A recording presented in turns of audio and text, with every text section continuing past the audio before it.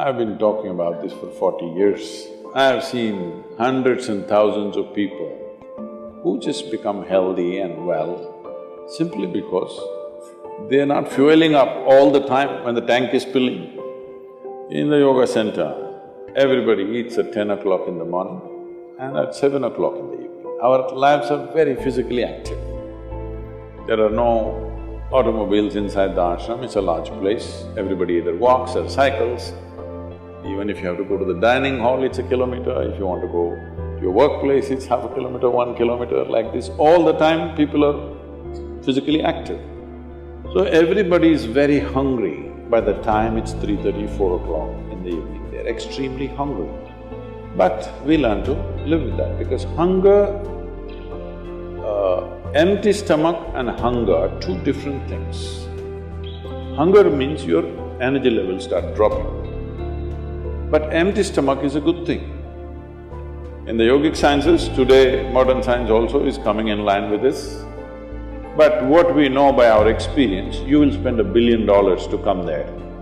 Because research is all about how many $1 million, that's how it is. Your body and your brain works at its best only when your stomach is empty. So we always make sure we eat in such a way, how much ever we eat, our stomach must be always empty within 2 to 2.5 hours' time maximum. So we go to bed hungry always. People think they cannot sleep. They can sleep. On an average, for 25 years on an average, I slept only 2.5 to 3 hours.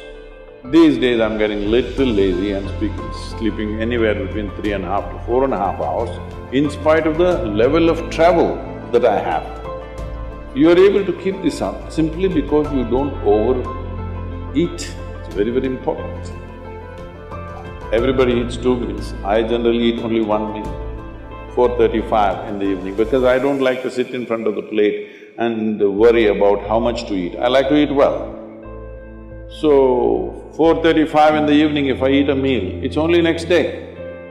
Any correction and purification that needs to happen in the body, your stomach needs to be empty, it's very, very important. Otherwise, the purification on the cellular level will not happen. You pile up things and then you have all kinds of problems. The first thing is inertia in the body. Inertia means there are many levels of inertia. If you don't notice all that, the amount of sleep that you have is inertia. All of you have come here to live, or the intention of life is to live, isn't it? But because you talked about American doctors, this is all being picked up here also. All American doctors say minimum 7 to 8 hours you must sleep. So that means 1/3 of your life you must sleep. Another 2-3 hours, 4 hours goes in bath, toilet, eating, this, you know. So literally 50% of your life is just maintenance. Suppose you have a vehicle, you have a motorcycle or a car, if it goes to service 1 day in a month, all right to keep it. If it goes to service 15 days in a month, this is a nuisance, isn't it so? Most people have made their systems into a nuisance because their own body is a big impediment in their life. Anything they want to do, their body will not allow them to do. So in this there are many aspects.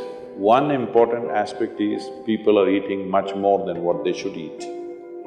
Simply because they have been told you must eat more, otherwise you will become weak, this, that. No, it is the way you keep your body. Today everybody is trying to work towards a fuel-efficient car, motorcycle, everything. This means what?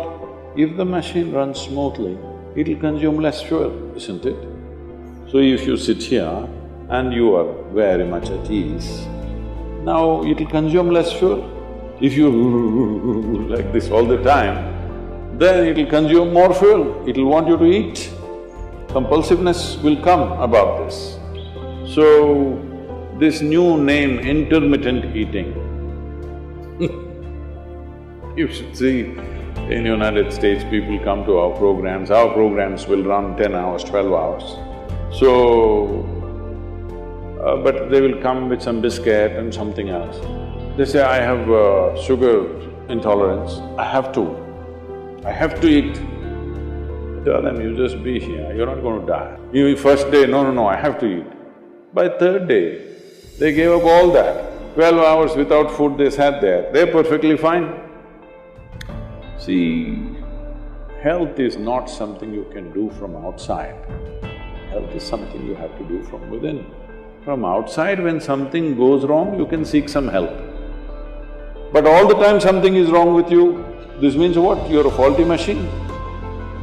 Yes, all the time something is wrong with you, why? That's not how this is designed. This is designed for health.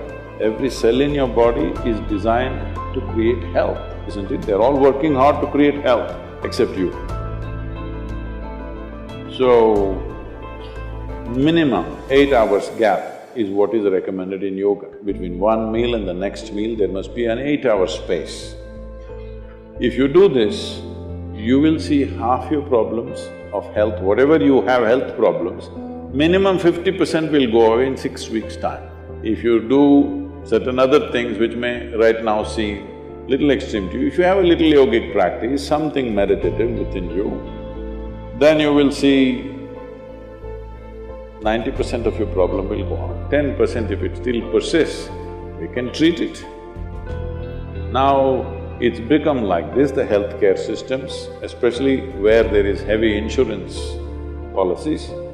People are eating and drinking all kinds of rubbish, go to the doctor and say, fix me. This is not how it works.